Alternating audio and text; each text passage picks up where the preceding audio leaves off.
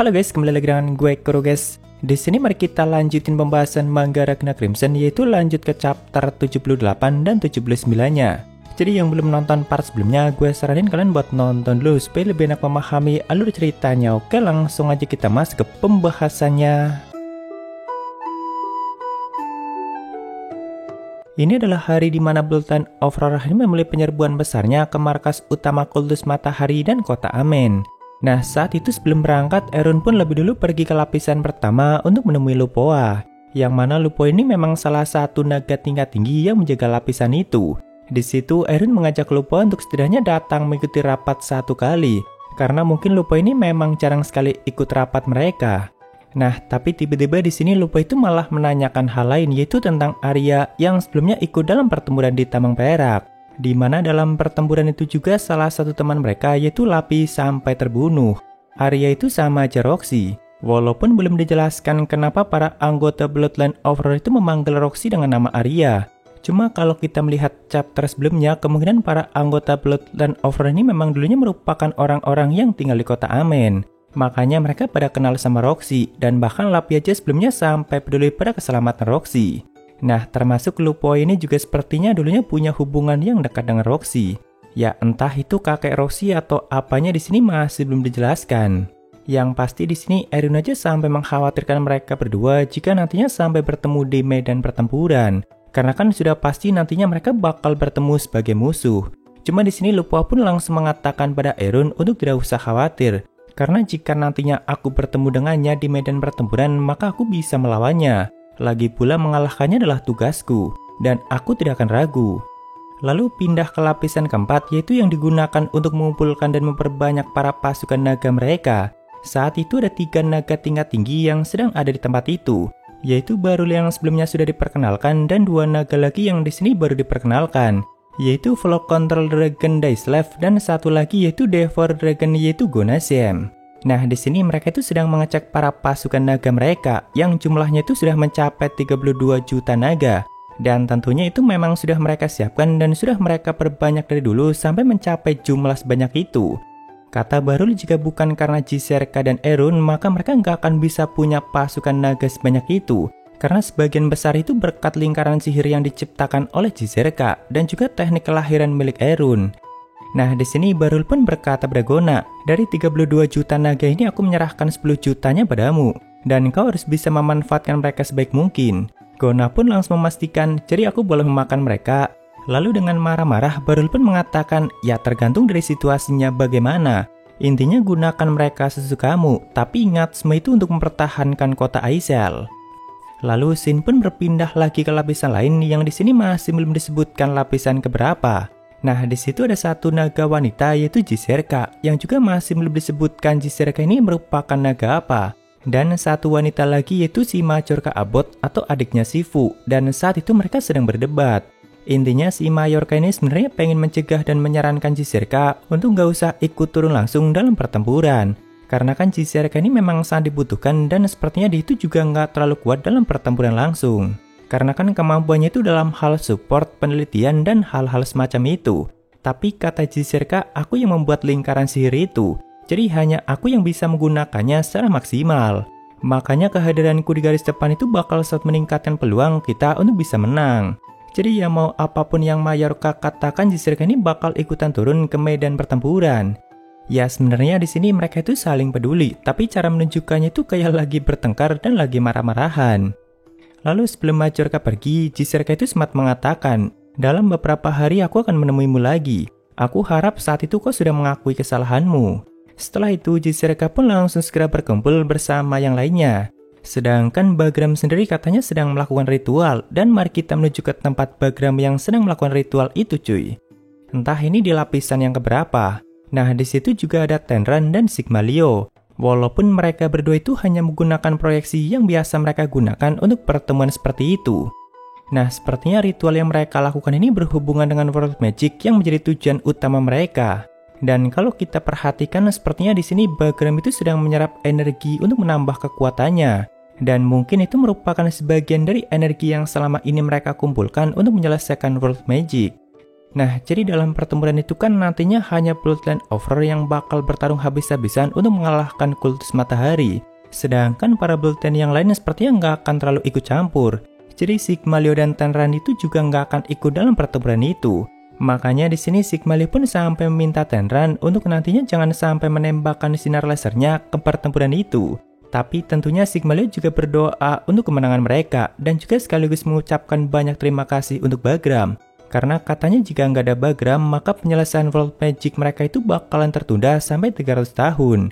Jadi keberadaan Bagram itu memang sangat membantu dalam tujuan utama mereka. Lalu setelah memutus koneksi mereka, Bagram pun mulai berjalan untuk berkumpul dan siap untuk berangkat. Nah, tapi saat itu ada satu wanita yang sebelumnya sudah pernah muncul di chapter 67-nya. Kemungkinan wanita ini merupakan pasangan Bagram, yaitu sang ratu yang juga sangat dihormati oleh para penduduk kota Aisel. Intinya saat itu sang wanita ini hanya berpesan pada Bagram untuk jangan terlalu memaksakan diri. Karena kalau Bagram sampai terbunuh, kan pasti anggotanya juga bakalan ikutan mati. Lalu setelah Bagram berkumpul bersama para bawahannya di tengah kota, saat itu para penduduk pun terus menyemangati mereka. Ya, mereka ini benar-benar dicintai oleh para penduduk kota itu cuy. Termasuk nenek Siren juga ikutan berdoa untuk keselamatan Tina dan mereka semua. Nah, di sini sebelum berangkat, awalnya Zaha itu sempat meminta Bagram untuk memberikan sepatah kata untuk semakin membangkitkan semangat mereka. Karena kata-kata Bagram itu kan memang mengandung kekuatan. Jadi Bagram pun hanya mengatakan kalau aku sangat percaya pada kalian semua. Dan itu benar-benar semakin membangkitkan semangat mereka. Ya, akhirnya dengan itu Bloodline Offerer pun memulai serangan besarnya ke markas utama kultus Matahari dan kota Amen. Lalu Shin pun berpindah ke markas kultus dan masih di hari yang sama, yaitu pukul 17.40 sore hari. Saat itu mereka sudah mulai mendeteksi kemunculan para naga dari lubang Gehenna dengan jumlah yang sangat banyak, yaitu sekitar 3 juta naga, dan tentu itu baru sebagian kecilnya aja. Lalu yang muncul dari bawah tanah dan mulai menyerang pangkalan-pangkalan mereka juga ada banyak, dan itu terusan muncul tanpa henti. Walaupun kultus sendiri tentu sudah mempersiapkan semuanya, dan memang sudah sangat siap untuk pertempuran besar itu. Sedangkan para Dragon Slayer Monk saat itu juga sudah bersiap di posisi mereka masing-masing. Nah, kalau dihitung dari kecepatan terbang para naga itu, kemungkinan mereka itu belum makan sampai sebelum pagi tiba. Karena yang terlihat saat itu baru naga kelas rendah dan menengah yang hanya punya kecepatan 170 km per jam. Nah, ternyata ini memang merupakan bagian dari strategi Bloodline Offerer. Karena di saat kultus mengira para naga hanya secepat itu, di sini Dailes pun mulai meningkatkan kecepatan semua naga itu dengan sangat drastis. Jadi sepertinya dengan kemampuan flow controlnya itu, Dailes ini mampu mengendalikan dan menyatukan semua naga itu untuk bergerak dengan lebih cepat dan bahkan nantinya bakal menjadi serangan yang sangat mengerikan, yaitu dengan memanfaatkan banyaknya naga yang mereka punya itu. Sedangkan di markas kultus, saat itu mereka pun langsung mendeteksi kalau kecepatan para naga itu semakin meningkat dan bahkan dengan kecepatan setinggi itu maka mereka bakal sampai di kota Amen sekitar pukul 20.21. Jadi ya hanya tinggal beberapa jam lagi. Jadi saat itu kultus pun mulai mengaktifkan Sunblade yang ada di beberapa pangkalan mereka untuk bisa mengurangi jumlah para naga itu. Tapi kan sayangnya setelah beberapa lama, satu persatu pangkalan dan kota-kota mereka itu mulai diterjang dan dihancurkan oleh gerombolan para naga itu. Bahkan dari banyaknya serangan yang dilancarkan kultus itu hanya mampu membunuh 500.000 naga. Sedangkan yang tersisa dan bahkan hampir sampai di markas utama masih ada 22 juta naga lebih. Jadi pastinya markas utama kultus itu harus bersiap untuk menghadapi terjangan dari para naga yang jumlahnya sangat-sangat banyak itu. Nah, di sini Dula Polonelo yang mulai terpancing kan akhirnya mulai mengaktifkan kekuatannya untuk membangkitkan semangat para pasukan. Saat itu dia memberikan beberapa kata yang tentunya langsung membuat para pasukan langsung semangat maksimal. Karena itu merupakan kata-kata yang keluar dari dewa yang mereka sembah. Nah, tapi di saat itu juga Bagram pun ikutan menyampaikan beberapa hal yang juga bisa didengar oleh semua orang di markas kultus. Tentu awalnya mereka langsung panik dan langsung berusaha untuk memutus komunikasi itu. Karena kan kata-kata Bagram itu mengandung kekuatan yang bahkan bisa aja langsung membunuh mereka yang tidak terlalu kuat kalau Bagram sampai memerintahkan mereka untuk mati. Jadi Present Scientist pun langsung melakukan sesuatu untuk mencegah hal itu. Tapi ya tetap aja walaupun mananya sudah dihalangi, namun suara Bagram itu masih bisa mereka dengar.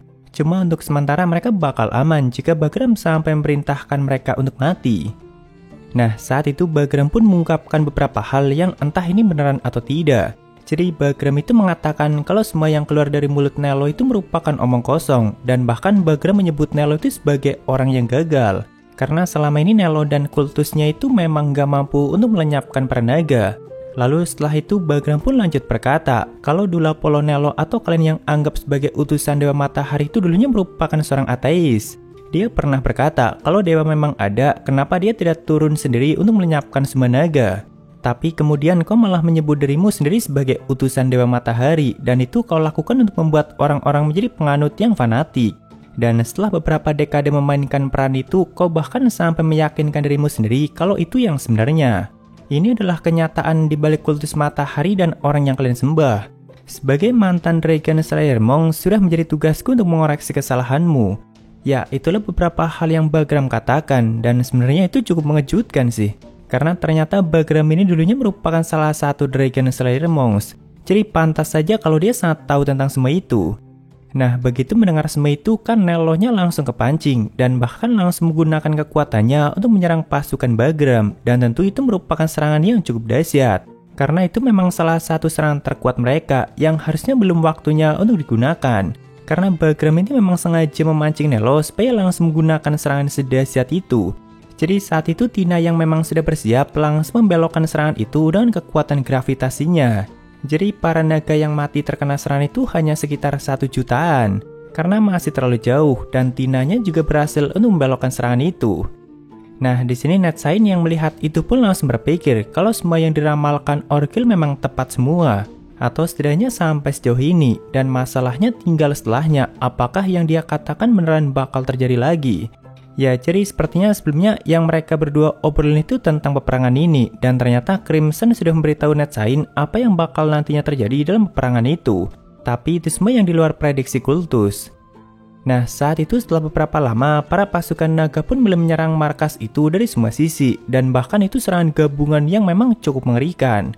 Karena jumlahnya yang memang sangat banyak, dan itu disatukan menjadi beberapa naga yang ukurannya itu sangat besar. Jadi Netsain pun langsung memerintahkan Machine Scientist untuk mengaktifkan penghalang terkuat mereka. Saat itu markas utama dan seluruh kota Amen pun langsung dilapisi dengan perak super kuat yang mana itu merupakan pertahanan tertinggi mereka. Tapi Bloodline Overlord yang melihat itu masih sangat yakin kalau penghalang terkuat mereka itu aja nggak akan mampu untuk menahan tabrakan dari banyaknya naga itu. Karena ya apa yang dilakukan kultus itu memang sudah mereka prediksi. Jadi bagi Jezerka hasil akhir dari pertempuran ini sudah ditentukan saat kultus membiarkan para naga itu mencapai kecepatan maksimal. Yang berarti sejauh ini semuanya sesuai rencana Bloodline Overlord. Nah, tapi saat itu begitu para naga mulai menabrak pertahanan kultus dengan kekuatan yang sangat dahsyat, ternyata yang ada serangan dari gabungan para naga itu langsung membeku. Dan bahkan naga yang ada di belakangnya juga ikutan membeku. Jadi Bloodline Overlord pun langsung menghentikan serangan itu supaya naga-naga mereka yang mati nggak terlalu banyak. Walaupun ya tetap aja dalam sekejap pembukaan itu sampai membunuh 5 juta naga-naga mereka. Sedangkan pelindung kultus itu masih berdiri kokoh. Ya ternyata semua itu berkat kekuatan Ragna, dan Ragna sendiri yang melakukan itu barusan. Karena ternyata pertahanan kultus itu sudah diisi dengan kekuatan perak Ragna. Walaupun Ragna butuh waktu 1 bulan untuk mengisinya, dan akhirnya sampai menciptakan penghalang yang sangat mengerikan seperti itu. Tentu para naga tingkat tinggi Bloodline Overlord yang melihat itu langsung kaget dan sempat panik semua. Karena mereka semua sama sekali nggak menyangka bakal terjadi seperti itu. Mereka terlalu meremehkan kekuatan Ragna yang akhirnya jadi menghilangkan kesempatan mereka untuk menghancurkan kultus dalam serangan itu. Nah, saat itu Del yang sudah keburu emosi pun langsung berubah ke bentuk naga dan langsung melesat ke arah Ragna untuk langsung membunuhnya. Tentu para naga tingkat tinggi yang lainnya yang melihat itu langsung menyuruh Del untuk berhenti.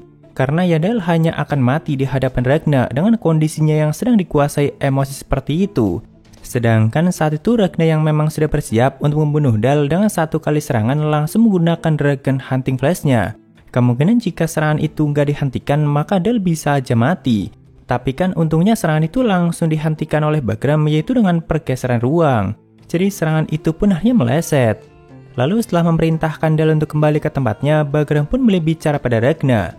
Membunuhmu bakal menjadi pukulan yang hebat untuk kultus dan pasukannya. Sedangkan Ragna membalasnya dengan berkata, kalau menjatuhkanmu bakal mengakhiri peperangan ini. Dan mari kita lanjut ke chapter 79-nya guys, yaitu yang berjudul Falling Star. Di sini sembari tunjukkan percakapan antara Glastonbuck dan Bagram sebelum pertempuran, yaitu setelah Glastonbuck bertarung melawan Ragna. Intinya sih Glastonbuck memberikan beberapa info yang dia tahu tentang kekuatan Ragna setelah bertarung melawannya. Kata Glasnoa, Ragna itu memang punya aura silver yang luar biasa banyak, yang mana hal itu membuatnya mampu menyerang dan bertahan di waktu yang bersamaan. Jadi membunuhnya menggunakan sihir itu hampir mustahil, yang berarti Bagram itu nggak akan bisa menggunakan kekuatan kata-katanya untuk langsung memerintahkan Ragna untuk mati. Ya dari situ mereka pun jadi paham kenapa Ragna mampu mengalahkan Kamui. Nah tapi justru karena itu bagi Glasnoa, Bagram bakal lebih mudah untuk mengurus Ragna daripada Kamui. Karena ya secara kekuatan aja Bagram kemungkinan jauh lebih kuat dari Kamui.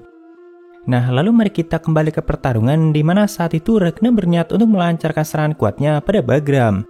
Tapi sebelum melakukannya, Ragna menyadari kalau Bagram yang dia lihat itu hanyalah ilusi yang diciptakan. Sedangkan Bagram yang asli ada di posisi yang lain, dan bahkan saat itu setelah berubah ke bentuk Demon Dragonnya yaitu Hydra, Bagram pun menggunakan kekuatannya pada Ragna. Nah, kalau langsung memerintahkan Ragna untuk mati kan nggak mungkin dan nggak akan bisa. Jadi di sini Bagram sengaja nggak secara langsung menggunakan kekuatannya pada Ragna, tapi menggunakan dunia itu sendiri untuk membunuh Ragna. Jadi kata-katanya yaitu, "Oh dunia, bunuhlah Silver Sword Saint." Nah, saat itu mesin saintis yang berada jauh di atas kota Amen pun langsung melaporkan situasi yang sangat darurat, yaitu ada satu meteor yang sedang jatuh ke arah mereka, dan bahkan ukuran meteornya itu sudah 1,2 km. Kalau dihitung dari kecepatannya, maka hanya dalam 2 menit meteor itu bakal menghantam seluruh kota Amen, dan itu bakal mampu menyapu bersih seluruh wilayah itu, jika mereka tidak segera melakukan sesuatu. Awalnya Netzain pun langsung memerintahkan semua pangkalan untuk langsung memberikan serangan pada meteor itu, tapi tentu itu nggak akan mampu untuk melenyapkan meteor sebesar itu. Apalagi hanya dalam 2 menit lagi meteor itu bakal menghantam kota mereka. Jadi Kultus pun memutuskan untuk mengaktifkan pertahanan penuh. Sedangkan Netzain memerintahkan Prison Scientist untuk bersiap memindahkan pasukan utama mereka. Walaupun kata Prison Scientist dirinya hanya bisa memindahkan 5%-nya aja. Ya pokoknya saat itu semua orang di markas Kultus sampai dibuat panik dan bingung sebenarnya dari mana munculnya meteor itu. Ya jadi dengan kekuatannya Bagram itu mampu menggunakan fenomena dunia itu untuk membunuh Ragna. Karena Bagram memberikan perintahnya itu pada dunia. Jadi secara otomatis dunia itu sendiri sampai menciptakan fenomena yang bisa memenuhi perintahnya itu, yaitu berupa meteor yang dianggap mampu membunuh Ragna. Tapi kan yaitu kalau Ragna hanya diam dan nggak melakukan apapun. Jadi ya Bagram ini malah sengaja memanfaatkan keberadaan Ragna yang memang sangat kuat untuk memicu fenomena seperti itu. Tentu Bagram sendiri sudah memerintahkan pasukannya untuk menarik mundur para naga dan juga segera menjauh dari wilayah itu. Sedangkan Tina diminta untuk menciptakan dinding gravitasi untuk melindungi pasukan mereka. Nah saat itu di saat Kultus berusaha memperkuat pertahanan mereka, Ragna pun seorang diri langsung melesat ke atas dengan kecepatan yang sangat tinggi. Lalu menghancurkan meteor itu dengan Dragon Hunting Heavy Flash-nya.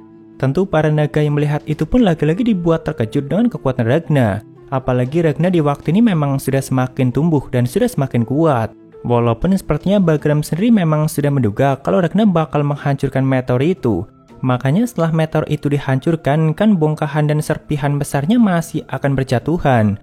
Nah lagi-lagi Bagram memanfaatkan itu untuk menciptakan hujan meteor yang semuanya langsung menghantam pelindung kota Amen dengan kecepatan yang sangat tinggi. Jadi semua orang yang ada di dalamnya pun sampai merasakan getaran hebat akibat hantaman bertubi-tubi itu. Tapi kan untungnya pertahanan mereka masih mampu menahan serangan itu, walaupun ya sampai mengalami kerusakan ringan di beberapa bagian. Nah karena setelah itu para naga bakal kembali menyerang, jadi Kultus pun kembali memperkuat pertahanan mereka. Sedangkan para Dragon Slayer Monks dan semua pasukannya yang bakal melawan para naga-naga itu, termasuk pasukan Silver Sword Saint yang mana di sini mereka itu sudah sangat bersiap. Tentu selama 4 bulan terakhir mereka ini sudah jauh bertambah kuat dari sebelumnya. Apalagi sambil dilengkapi dengan kostum dan senjata silver yang Crimson ciptakan. Jadi mulai dari sini bakal terjadi pertarungan yang sesungguhnya antara para naga dari Bloodline of Horror melawan para pasukan terkuat Kultus Matahari. Cuma kita lanjutkan di chapter berikutnya guys. Ya jadi mungkin segitu aja untuk pembahasan kali ini. Dan jika ada kesalahan gue minta maaf atau kalian bisa koreksi aja di bawah. Thank you yang udah mampir, sampai ketemu di video lainnya. Salam kru guys.